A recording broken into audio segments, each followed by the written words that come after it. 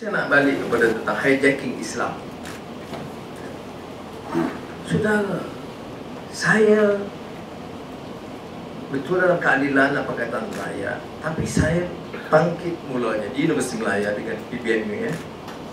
Bahasa. Sebab juga saya usik, sudah kenal dia sebagai mantan profesor atau mantan profesor, tapi dia itu Profesor Kanan, Sosiologi, Antropologi, Profesor Pelawat, Universiti Cambridge, pengarang buku ilmiah, dan pernah menjawat jabatan Ketua Panel Penulis Nasional yang cukup kuat pertahankan penguasaan bahasa di negara kita, walaupun sikap dia paling liberal dan paling adil kepada orang Islam dan bukan Islam, Melayu dan bukan Melayu ya. Jadi apa yang beliau bicarakan ialah tentang kebijaksanaan dalam menangani masalah. Saya sendiri, saya dari PBNU, saya hidup dan berkembang dan mula aktif dalam gerakan belia Islam dalam kata belia Islam Malaysia. Sebab tu, kalau saya sebut Maududi, saya pernah ketemu Maududi. Kalau sebut umpamanya Mursyidul Am Ikhwan yang dulu, dari yang dulu Ahmad Al-Masani sehingga yang terbaru, yang terkini masuk penjara. Tapi yang sebelumnya Mahdi Akif, saya teman.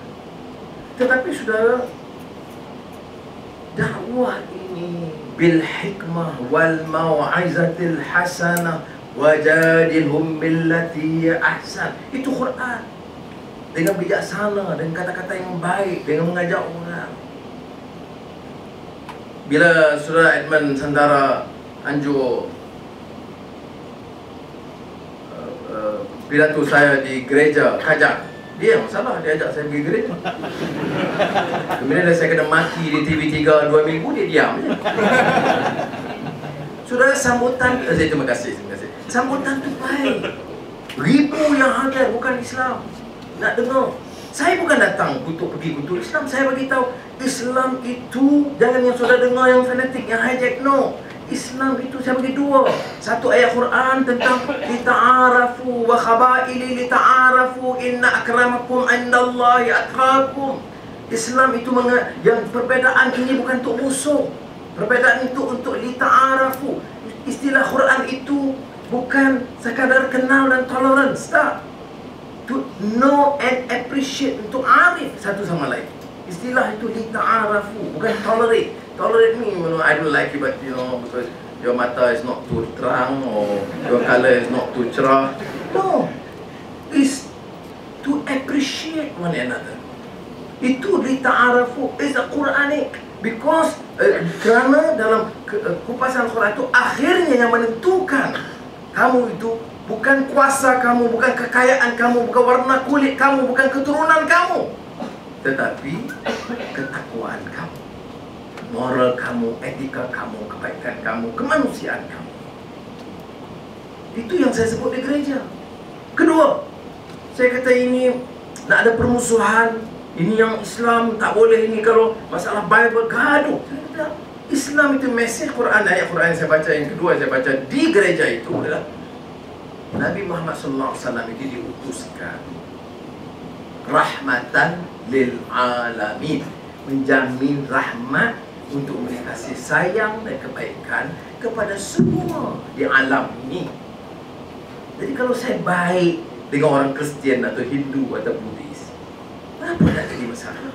Bagi saya tidak ada yang tidak konsisten. Jadi mesej saya di gereja itu menerangkan Islam. Tetapi apa yang disebut di TV3, Anwar telah pergi dan terlalu cenderung kepada Kristian. Kemudian dia pamer gambar saya dengan cross di belakang. Iyalah gereja. Saya datang di sini, belakangnya apa? Center for Reform. Ya, Anwar tengok reformis. Betul. Saya pergi gereja. Jadi kalau saya sebut Bahlul, Azizah selalu pesan dia kata, nanti dia buang cerdik cukup, tak payahlah sebut Bahlul. Tapi saya takkan sebut Bahlul kerana nasihat Azizah. Memang Bahlul. Ya. Jadi fitnah itu terusan. Tengok apa yang Datuk Syed Hamid Albar ketika itu Menteri Dalam Negeri. Di parlimen, di luar, di lobi parlimen. Anwar, dia ni memang ejen Amerika. Dia spy for Amerika dan CIA. Utusan TV3 keluar. Saudara tak percaya. Tetapi di kampung, pakcik, iyalah televisyen pun cakap. Menteri Dalam Negeri mesti semua ada file kat dia. Mustahil dia nak sebut. Kalau tak betul, tak berani dia. Kalau tak betul, takkan Anwar tak saman. Aku pun saman. Kerana makcik tu suruh.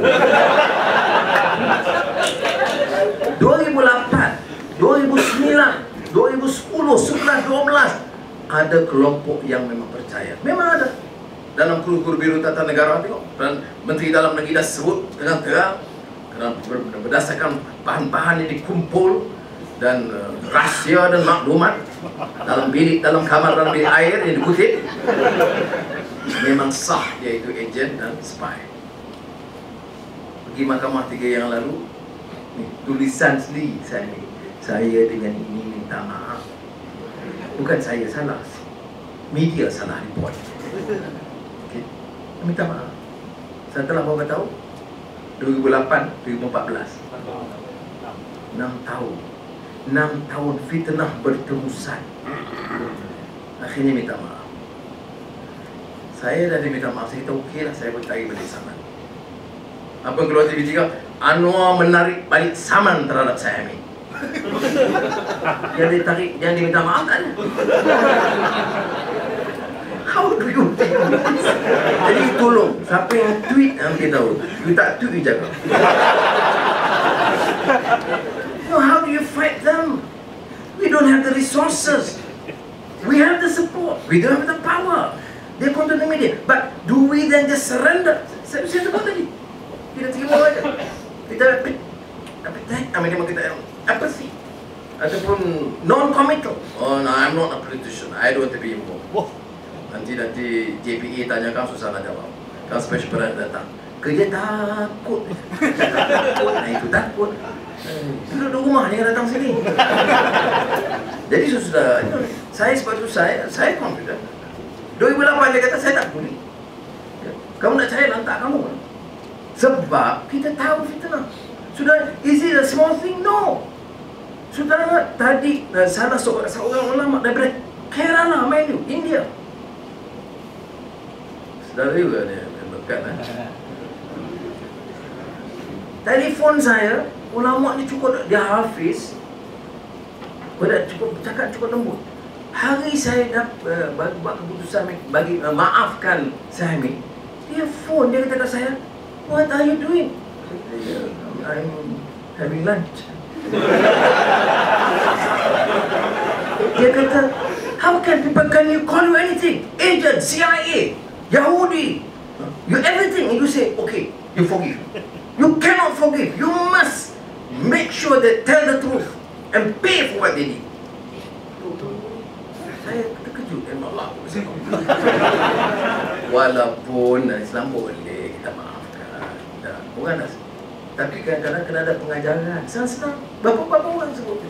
Sekejap dia ni kaki lewat, sekejap ni kawan ni dah lewat, ada yang cepat, ada yang kuat, ada yang cepat, tak tahu macam mana. Then Yahudi dan Amerika, oh dia nak ambil 3 bilion duit Selangor, nak beli orang Sarawak. Oh dia nak jadi menteri besar ni sebab dia dapat dah komisen 50 juta. Kalau sebut di luar terang, saya saman. Sebab kau tak saman, orang kata salah, kalau saya salah. Kalau saman dia dah, ini Anwar itulah kejadian samannya, salah juga. But saya nak rayu ke saudara, those who are familiar, committed to the cause. It's not just about Anwar, it's about system. No one should be abused. No one. Doesn't matter who, how big, how small, how popular, how remote he lives. Janji kemerdekaan itu ialah jaminan kebebasan kemerdekaan bagi semua. Dalam Islam lebih-lebih lagi, kalau dalam maqasid syariah,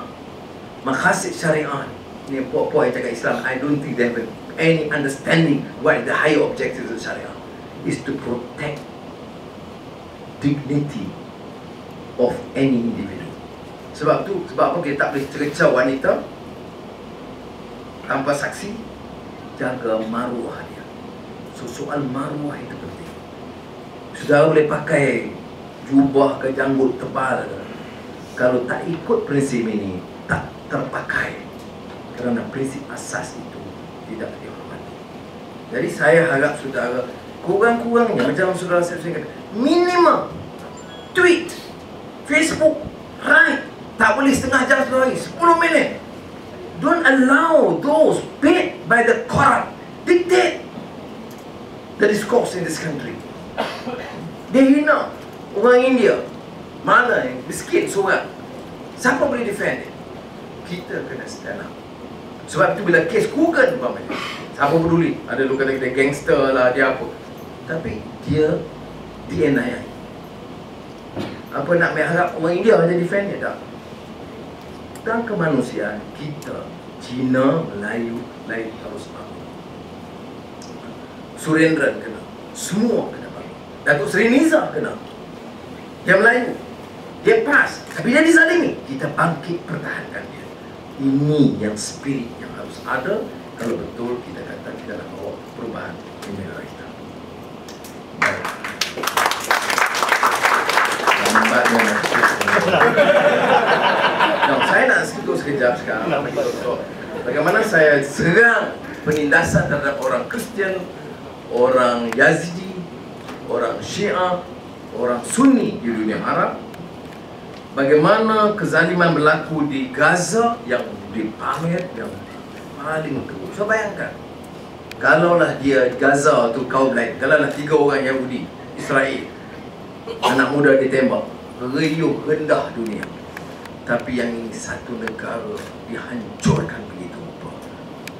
Paling lemah kebangkitannya, memerangi apa juga bentuk keganasan dan sikap terlampau, sama ada yang jelas seperti Rohingya atau Gaza, tetapi juga yang mungkin muncul dengan petanda-petanda yang berlaku di Malaysia atau di Asia.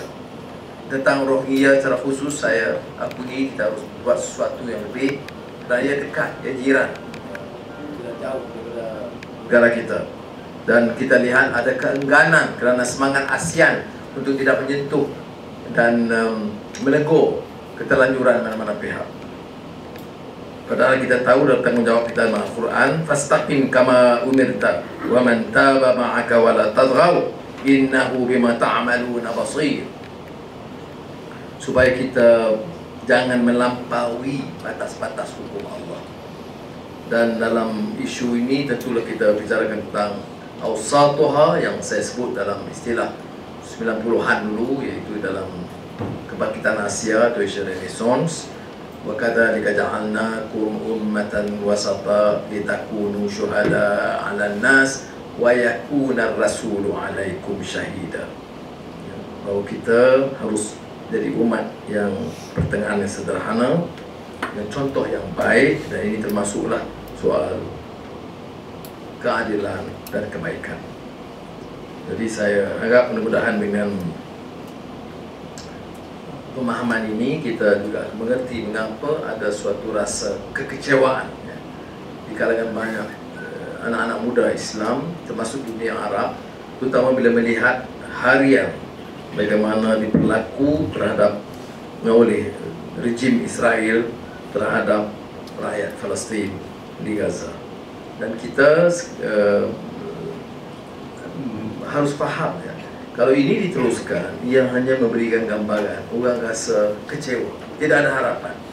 Pertubuhan masa-masa satu, keluh berbisu. Amerika Syarikat tidak berbuat apa-apa. Negara-negara Islam, saya lihat selain Turki dan sedikit Qatar, tidak ada yang bersuara sekarang. Jadi ini akan memberikan lonjakan dan harapan kepada puak-puak pelampau.